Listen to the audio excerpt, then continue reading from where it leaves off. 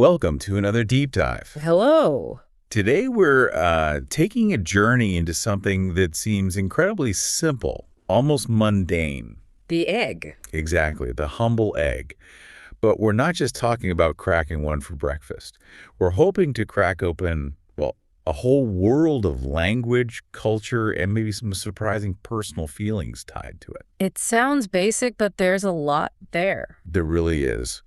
We've been looking at material from an English podcast zone deep dive, which focused entirely on eggs and all the linguistic and cultural stuff around them. Right. So our mission today is to kind of peel back the layers. Look at how we talk about eggs, how we cook them, the little rituals maybe. Turning breakfast into something a bit more profound. Hopefully exploring those connections between language, who we are, and just, well, everyday habits. Okay. Where do we start? Let's kick things off with some basic vocabulary, foundational stuff. Good idea. We all know an egg has the yellow part, the yolk, Right. and the clear, or white part, the egg white. Simple terms. Absolutely essential, though, because how you feel about that yolk, liquid or solid, that's where it gets interesting. It really does. And that leads us to another word our sources brought up, the adjective picky. Ah, yes. Picky. Which means, someone who's really hard to please. They want things just right, perfect even. Small flaws are a big deal. Definitely.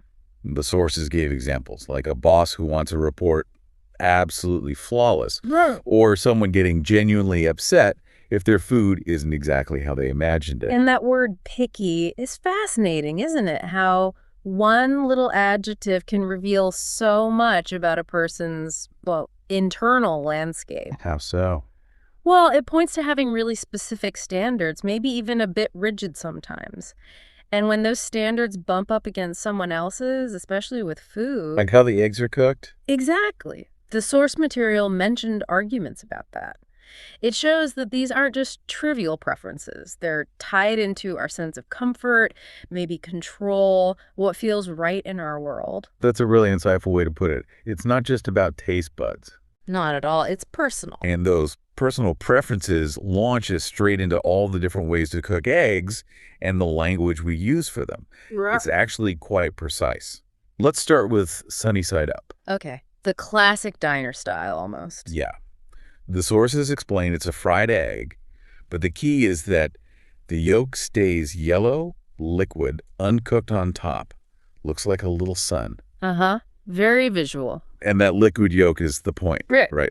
Absolutely. It contrasts with just a standard fried egg where typically you cook it through, maybe flip it so the yolk gets firm. Right. So the yolk consistency is the main difference. It is. Sunny side up, it's designed for that runniness, dipping toast in it, making a sauce.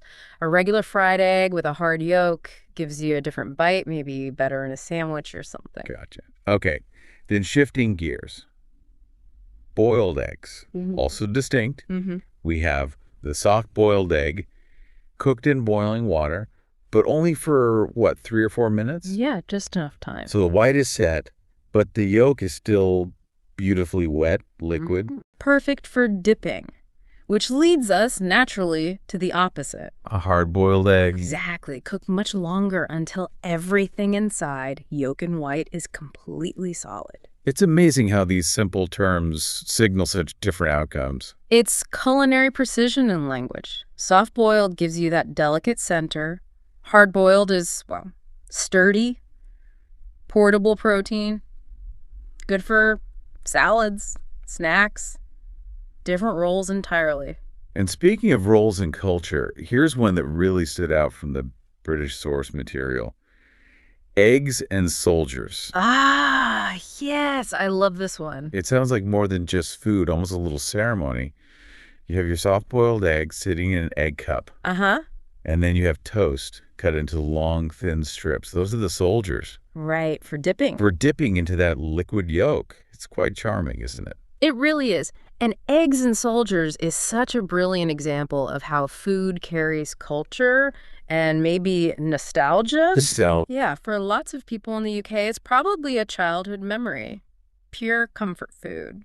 It connects them to a shared tradition, something simple but meaningful, passed down. It's a little domestic ritual. A ritual, I like that. Hmm.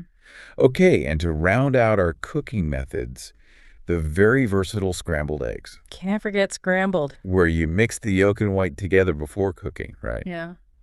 Then cook them in a pan until they're, well, scrambled. Fluffy. Pretty universal, that one. Yeah. And, going back to that emotional connection, the source dialogue really brought that home. You could almost hear the frustration when someone didn't get their eggs quite right. Oh, definitely. Like if the sunny side up wasn't runny or the soft boiled was too hard. Exactly. It shows how deeply rooted these preferences can be, tied to comfort, memory, what you expect. For sure. Little things become big things. Okay, let's shift focus a bit. Beyond the actual egg preparation, the sources gave us some great everyday phrases that reveal a lot about um, desires and frustrations. Mm, First one, I felt like baking. okay. Common phrase. Very common. Feel like, it expresses that sort of spontaneous desire and urge to do something. And the sources highlighted the grammar point. Right. You always use it with the verb plus ing, the gerund form. Right. So I feel like playing soccer, not I feel like play soccer, or I felt like going to the movies. It's quite specific in English, isn't it? It is. And linguistically, it's interesting because feel like doing something is often a bit softer, maybe more whimsical than saying, I want to do it or I need to do it. How do you mean? Well, I feel like baking suggests it's just an idea that popped into your head, an inclination, not necessarily a firm plan or a deep need. It allows for expressing a wish quite casually, which is useful, socially. You can float an idea without full commitment. That makes sense. It captures that nuance of a passing desire. Mm. Okay, and on the other end of the emotional scale, a phrase indicating strong feelings drives me crazy. Oh, that one's powerful. Definitely. We hear it all the time. The main way our sources used it was to talk about something making you really angry or super annoyed, irritated, frustrated. Like the example they gave. Yeah. The neighbor's dog barking constantly, that feeling of Yeah. being totally exasperated, that drives me crazy. And it captures that intensity well. Now, the sources did sort of hint at another meaning, didn't they? They did briefly mention it could sometimes mean like intense liking or attraction. She drives me crazy in a positive way. Right. But it's crucial to point out, as you did, that that's much less common or very context dependent. The overwhelming usage, and certainly in the examples discussed, is negative, intense annoyance. Good clarification. It really highlights how context is king in language, doesn't it? The same phrase can shift dramatically based on the situation. Absolutely. Okay, moving from strong emotions to some really unique traditions and recipes connected to eggs that came up.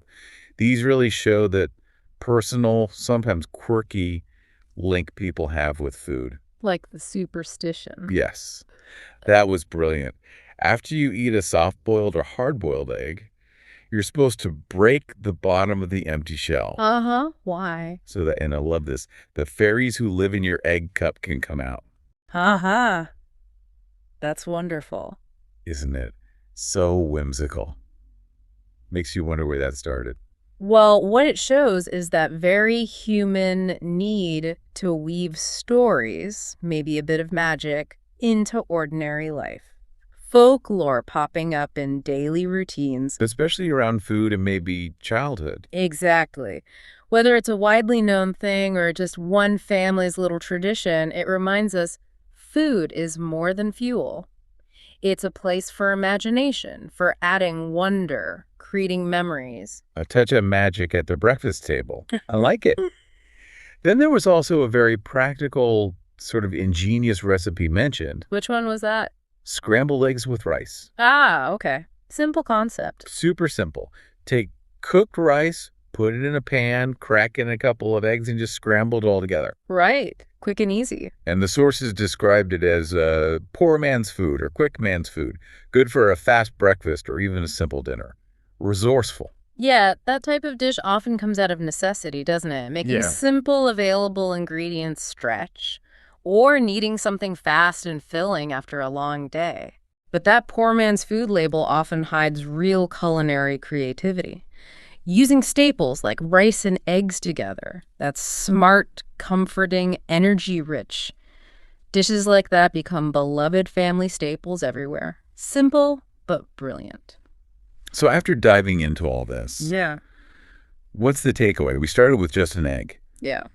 and it feels like we've uncovered this really rich world where vocabulary, cultural habits, even our emotions Yeah. are all tangled up in how we talk about and eat this one simple food. Absolutely. It drives home that language isn't just labels for things. It's how we frame our experiences, how we connect to our culture, our families, even our breakfast. Mm. Every different way of cooking an egg, every phrase like eggs and soldiers, it carries meaning, history, a sense of belonging. It really does. So maybe a final thought for you, our listener, to sort of mull over. Okay. Think about your own daily routines, maybe your favorite comfort foods. If you did a similar deep dive into them, what language might you find? What hidden traditions or quirky phrases are waiting there? Yeah, what stories are hiding in plain sight on your plate? Exactly. Yeah. And maybe, just maybe, What does your perfect egg say about you and the culture you're swimming in? Something to think about. definitely food for thought. Until next time, keep exploring.